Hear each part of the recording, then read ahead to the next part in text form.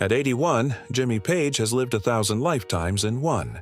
From session guitarist to legendary axeman of Led Zeppelin, Page carved out a mythic status not just through riffs that echoed like thunder, but through his obsessive pursuit of musical truth. He's been hailed as a genius, a magician, a recluse, and an enigma. But with age comes perspective.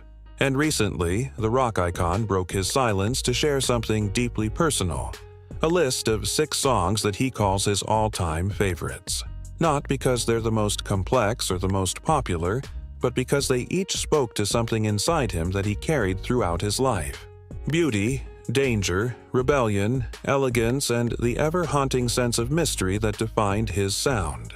Sitting in his quiet London home, surrounded by vintage vinyl, arcane books, and guitars with the scars of 1,000 shows, Page didn't just name songs, he told stories, offering a rare glimpse into the soul of a man whose fingers reshaped the sound of the 20th century.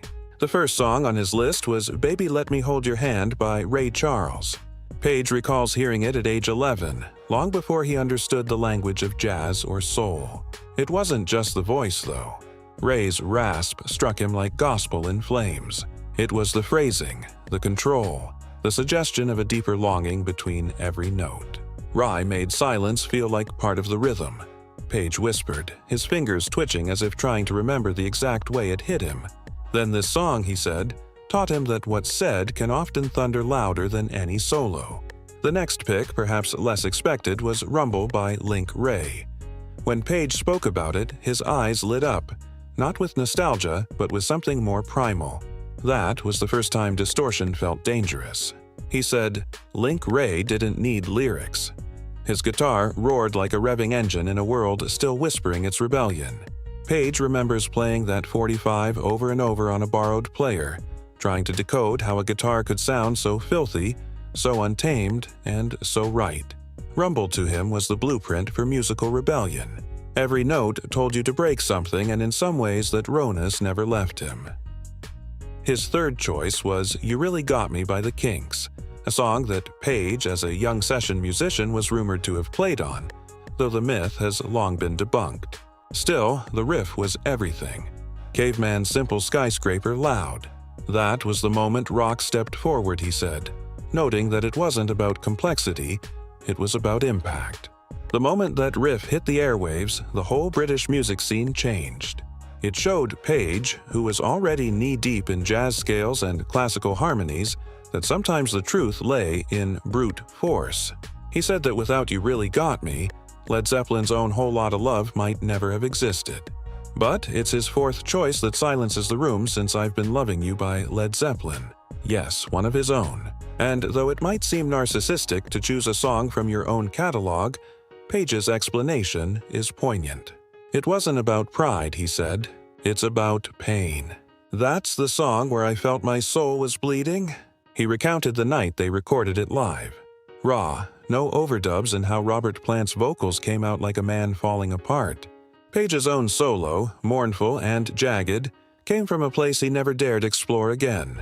I still can't listen to it without feeling something clawing at me, he admitted. It was one of the few times he let the mask slip, letting his inner turmoil spill into tape. His fifth pick takes a sharp turn.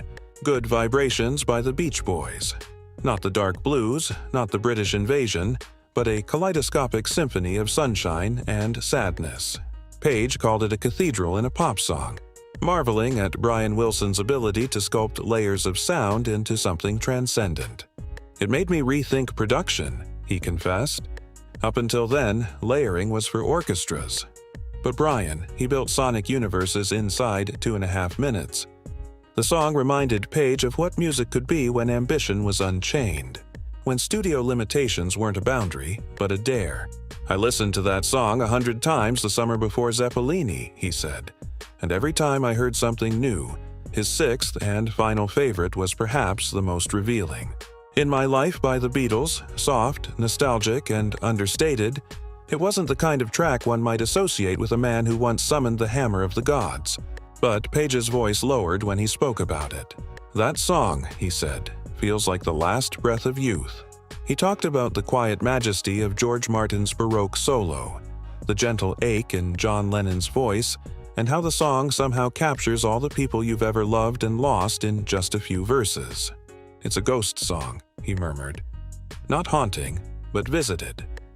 Page reflected on how now in his 80s, he finds himself thinking more often about the people who aren't here. The ones who shared stages, dressing rooms, moments of brilliance, and madness.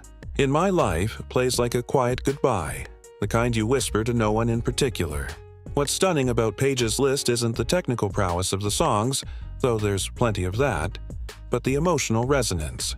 At 81, he's not chasing speed or flash. He's looking backward with a kind of quiet reverence, excavating memories that once seemed locked behind Marshall stacks and fog machines. Each song he named is a cornerstone not just of music history, but of his identity. They aren't just songs. They're time stamps of transformation. But, of course, the conversation didn't end there. Page, always the seeker, also offered honorable mentions. He nodded to Elmore James's "Dust My Broom," saying it taught him how slide guitar could cut like glass. He recalled first hearing Ravi Shankar and realizing that Western music had only scratched the surface of what sound could do. "That's when I started to see music as a map to something spiritual," he said. Page even mentioned more modern tracks like Radiohead's Pyramid Song for its daring structure and emotional pull. "There's still magic out there," he smiled. When asked what tied all his picks together, Page leaned back and said, "They all taught me something I couldn't learn any other way. Whether it was how to feel, how to break rules, or how to say goodbye, these 6 songs were his compass. Through decades of chaos,